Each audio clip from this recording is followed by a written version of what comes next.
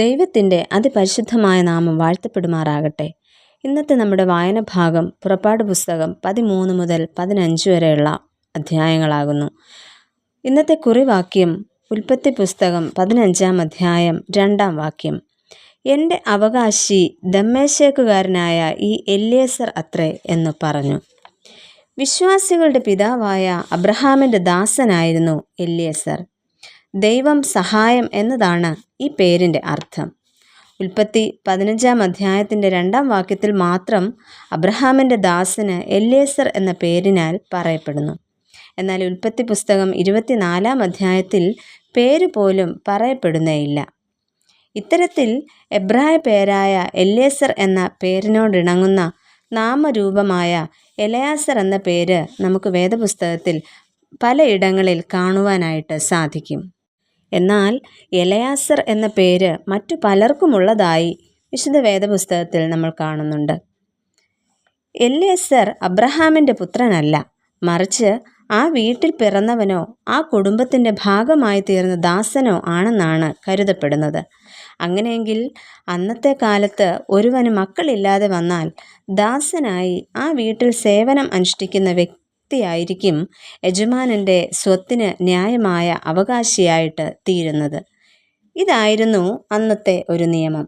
ഈ പ്രഭാതത്തിൽ അബ്രഹാമിൻ്റെ ദാസനായ എല്യേസറിനെ കുറിച്ച് ചിന്തിക്കാമെന്നത്രേ ആഗ്രഹിക്കുന്നത്. ഒന്നാമതായിട്ട്, വിശ്വസ്തനും ബുദ്ധിമാനുമാണ് എല്യേസർ.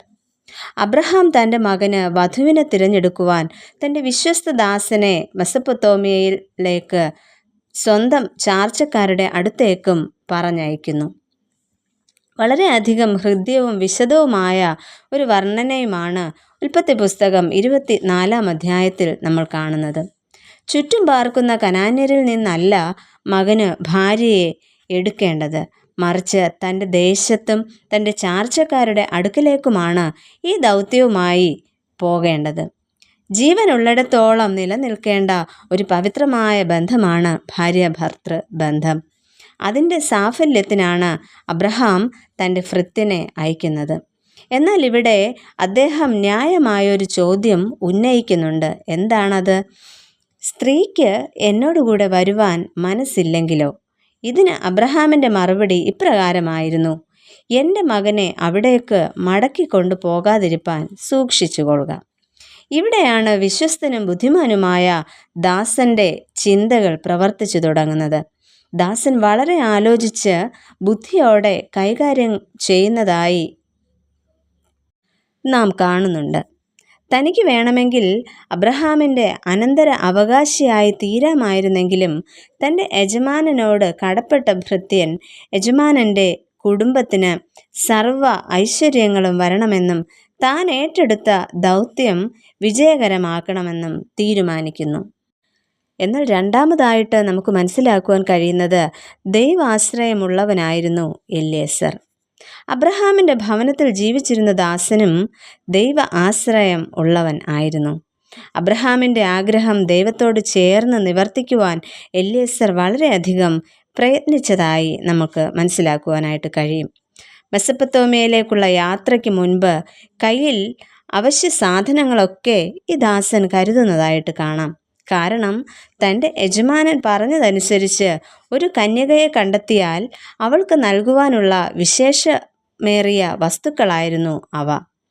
നാഹോരിൻ്റെ പട്ടണത്തിലേക്കുള്ള യാത്രയിൽ ആലോചിച്ച് ഈ ദാസൻ ചില തീരുമാനങ്ങൾ എടുക്കുന്നതായിട്ട് നമുക്ക് കാണാം. അവിടെ എത്തിയ ദാസൻ ആദ്യം ചെയ്യുന്നത് യഹോവയോട് പ്രാർത്ഥിക്കുന്നു. അത് ഇപ്രകാരമാണ്: എൻ്റെ യജമാനനായ അബ്രഹാമിൻ്റെ ദൈവമായ യഹോവേ, എൻ്റെ യജമാനനായ അബ്രഹാമിനോട് കൃപ ചെയ്ത് ഇന്ന് തന്നെ കാര്യം സാധിപ്പിച്ചു തരണമേ. അവിടെയും യഹോവയ്ക്കും തൻ്റെ യജമാനനുമാണ് ദാസൻ മുൻതൂക്കം നൽകുന്നത്. ആ ദൈവാശ്രയം അദ്ദേഹത്തിൻ്റെ നിയോഗത്തെ പരിപൂർണതയിലേക്ക് എത്തിക്കുന്നതായിട്ട് നമുക്ക് മനസ്സിലാക്കാം. പ്രിയമുള്ളവരെ, ദൈവ ആശ്രയം എപ്പോഴും നമ്മെ ഉത്തരവാദിത്വത്തോടെ കാര്യങ്ങൾ കൈകാര്യം ചെയ്യുവാനായിട്ട് സഹായിക്കും. തികച്ചും വിശ്വസ്തനും ബുദ്ധിമാനും സമർത്ഥനുമായിരുന്നു ഈ ദാസൻ. അബ്രഹാമിനെ പോലെ തന്നെ ദൈവ ആശ്രയം ഉള്ളവനും ദൈവ നടത്തിപ്പിൽ ശ്രദ്ധിക്കുന്നവനും ആയിരുന്നു എല്യേസർ. നമുക്ക് ഇങ്ങനെ പ്രാർത്ഥിക്കാം. പ്രിയ കർത്താവേ, ഞങ്ങളെ ദൈവാശ്രയമുള്ളവരും വിശ്വസ്തരും സമർത്ഥരും ആക്കി തീർക്കണമേ. ആമേൻ.